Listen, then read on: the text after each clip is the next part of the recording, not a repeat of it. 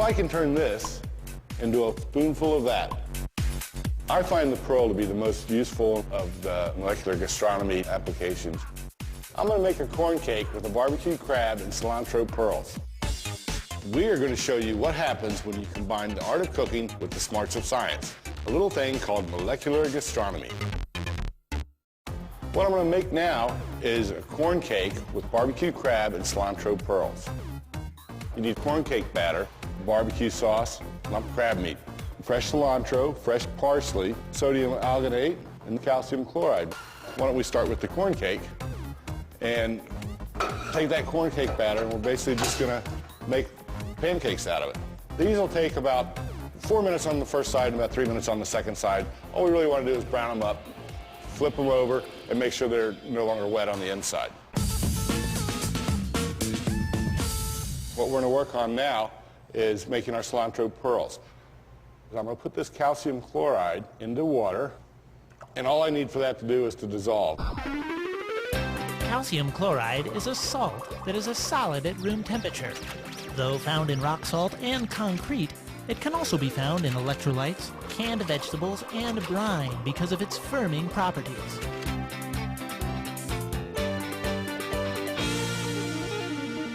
Then what we're going to do is take our water, our sodium alginate. It will thicken things a little bit. Sodium alginate is the sodium salt of alginic acid. Its natural form is a gum and is used by the foods industry as an emulsifier and to increase viscosity in liquids. Sodium alginate has no discernible flavor.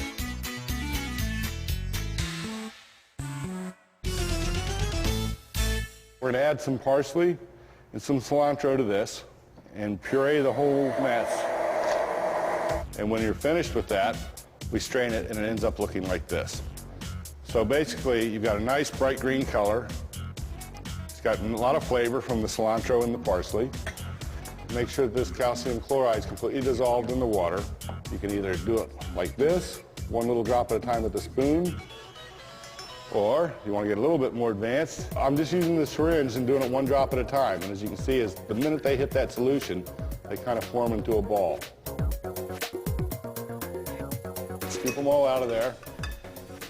Okay, drain them, and all I'm going to do now is rinse them in fresh, cool water. And what that does is stops the process, and then they'll hold right where they are. My goal here is to have them form a skin on the outside to hold the shape and still be kind of a liquid on the inside. So we'll cut them open and see what happens. Yep, see the liquid? That's what we're looking for. That way, when someone goes to put this in their mouth and they bite into it, and it bursts, and they get like this burst of flavor.